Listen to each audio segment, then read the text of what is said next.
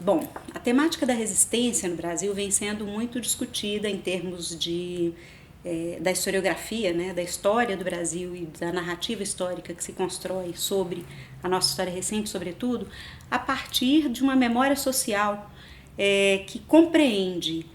todo o processo de resistência durante a ditadura militar, como todos os processos, como um processo quase único de resistência democrática. Esse foi um traço da memória social que se construiu a partir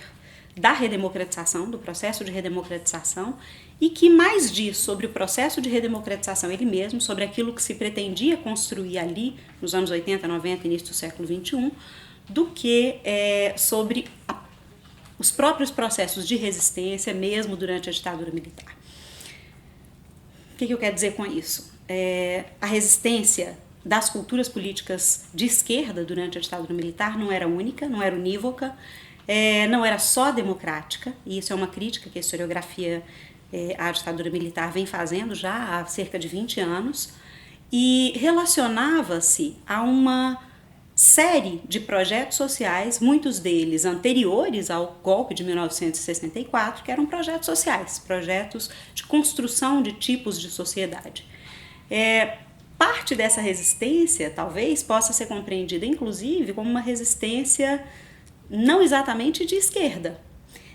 Algo que a gente pode pensar, para chegar num limite, para trabalhar com essa ideia da resistência, é que os próprios meios militares, a caserna não era uma só, as culturas políticas de direita também não tinham uma única direção. Então, a dinâmica da ditadura militar, do recrudescimento do autoritarismo, do arrefecimento do autoritarismo, tem a ver com os processos de resistência dentro da própria caserna e de como é que isso se concretizou em políticas de governo, em políticas de Estado, em alguma medida. Talvez para compreender melhor o conceito, a gente possa fazer uma analogia com o princípio de Le Chatelier, um químico, né, que criou um princípio genérico para pensar os sistemas complexos e acabou sendo conhecido como princípio de Le Chatelier, que diz o seguinte: olha, todo sistema complexo, quando é perturbado, quando sofre uma perturbação, vai buscar o equilíbrio, buscar restaurar o equilíbrio anterior por meio de resistências internas. Ele vai oferecer resistências internas que vão buscar restaurar o equilíbrio anterior. Isso quase nunca acontece, na verdade isso nunca acontece, porque essas resistências muitas vezes se transformam, se perdem em calor, não viram trabalho. Bom,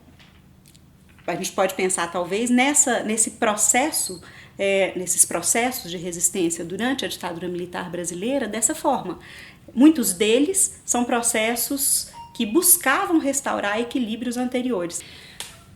Então, talvez a gente possa, inclusive, pensar nesse conceito de resistência e nas possibilidades de leitura social dele, compreendendo, mesmo para a ditadura militar, como é que o próprio golpe de 1964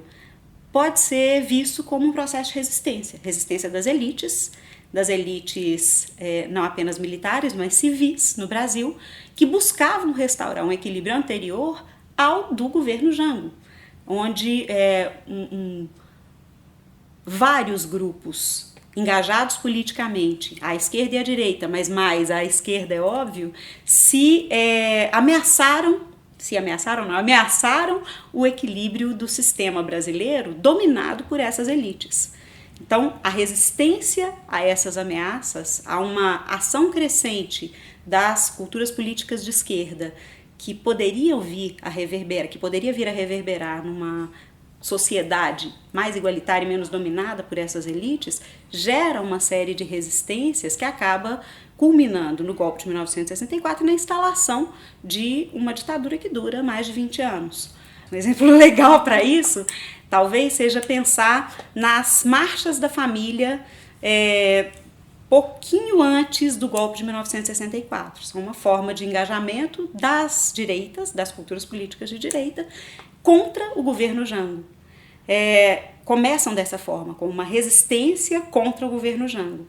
E aí veio o golpe de 1964, as marchas continuam e elas viram uma forma de apoio ao golpe de 1964 recém-instalado. E o conceito de resistência, portanto, muda para a ação dos grupos políticos de esquerda engajados contra o golpe e a ditadura militar. Então, ele é móvel e, mais do que móvel, ele é historicamente interpretado, ele é historicamente construído.